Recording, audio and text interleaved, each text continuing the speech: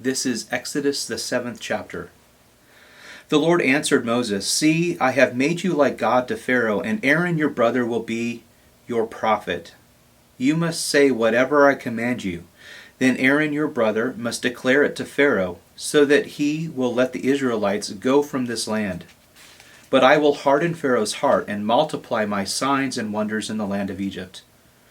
Pharaoh will not listen to you, but I will put my hand into Egypt and bring the military divisions of my people, the Israelites, out of the land of Egypt by great acts of judgment.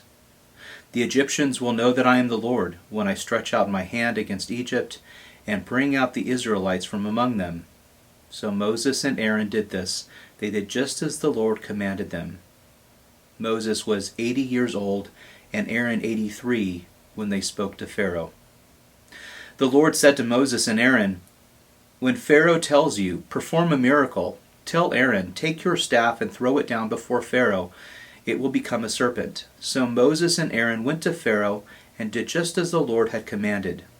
Aaron threw down his staff before Pharaoh and his officials, and it became a serpent. But then Pharaoh called the wise men and sorcerers and magicians of Egypt, and they also did the same thing by their occult practices. Each one threw down his staff, and it became a serpent. But Aaron's staff swallowed their staffs. However, Pharaoh's heart was hard, and he did not listen to them, and as the Lord had said. Then the Lord said to Moses, "Pharaoh's heart is hard. He refuses to let the people go. Go to Pharaoh in the morning, and when you see him walking out to the water, stand ready. Stand ready to meet him by the bank of the Nile. Take in your hand the staff that turned into a snake. Tell him, 'The Lord, the God of the Hebrews, has sent me to tell you, let my people go, so that they may worship me in the wilderness.' But so far you have not listened. This is what the Lord says.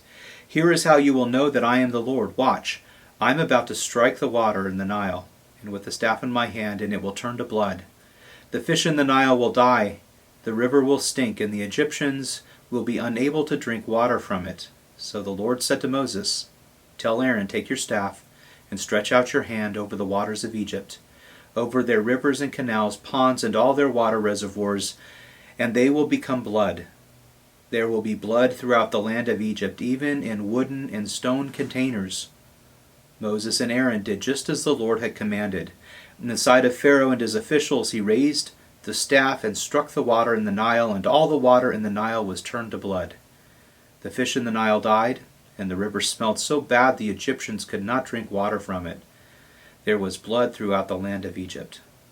But the magicians of Egypt did the same thing by their occult practices. So Pharaoh's heart was hard, and he would not listen to them, as the Lord had said. Pharaoh turned around, went into his palace, and didn't take even this to heart. All the Egyptians dug around the Nile for water to drink because they could not drink the water from the river. 7 days passed after the Lord struck the Nile. Beloved is where we begin. If you would enter into the wilderness, do not begin without a blessing. Do not leave without hearing who you are. Beloved, named by the one who has traveled this path before you. Do not go without letting it echo in your ears.